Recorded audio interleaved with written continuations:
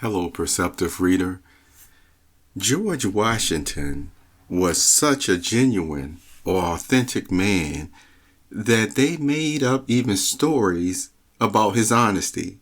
So in other words, not every story that you hear, like maybe the one about the apple tree, may not be exactly as people tell it, you see, about him chopping down the apple tree.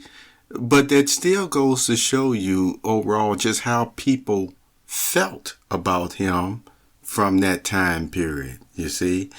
And George Washington was also known to give commendation to people for whatever, you see, good or efforts that they were putting in.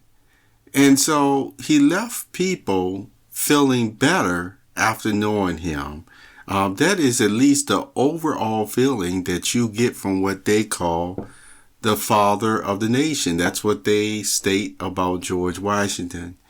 Well, I'm going to read to you one of his letters that he wrote to, listen to this, a Hebrew congregation in Newport, Rhode Island.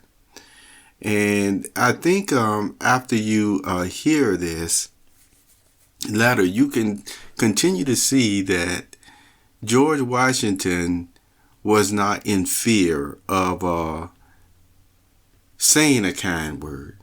You know how sometimes people say showing kindness or showing too much kindness can be viewed as a weakness by people and even the masses.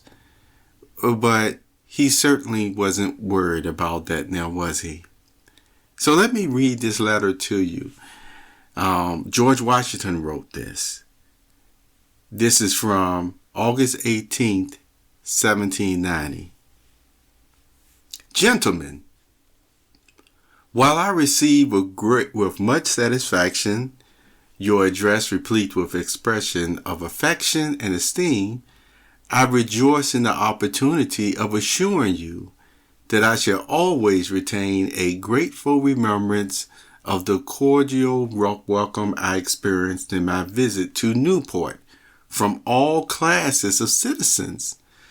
The reflection on the days of difficulty and danger which I passed is rendered the most sweet from a consciousness that they are succeeded by days of uncommon prosperity and security.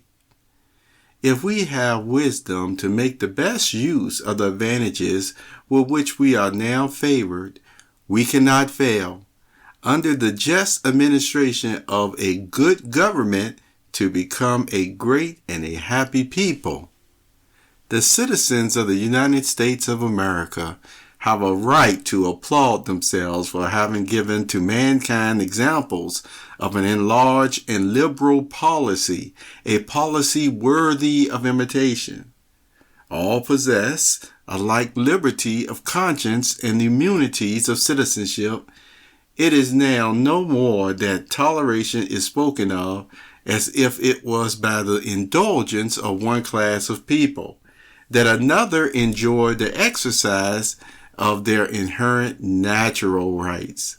For happily the government of the United States, which gives to bigotry no sanction, to persecution no assistance required, only that they who live under its protection should deem themselves as good citizens, in giving it on all occasions their effectual support.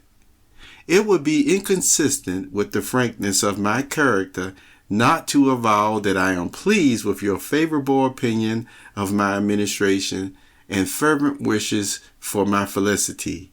May the children of the stock of Abraham who dwell in this land continue to merit and enjoy the goodwill of the other inhabitants, while everyone shall sit in safely under his own vine and fig tree, and there shall be none to make him afraid.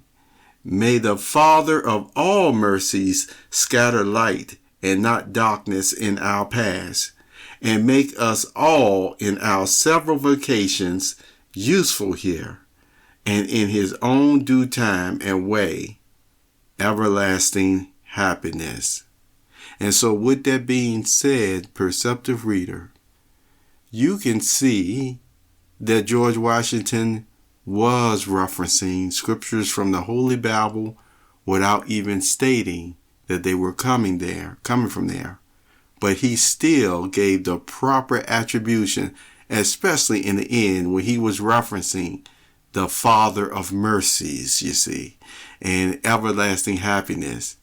I tell you what, he may not have mentioned the true God's name in heaven, who is Jehovah, but I tell you what, the spirit of this letter shows he was also talking to him, the Father of Abraham.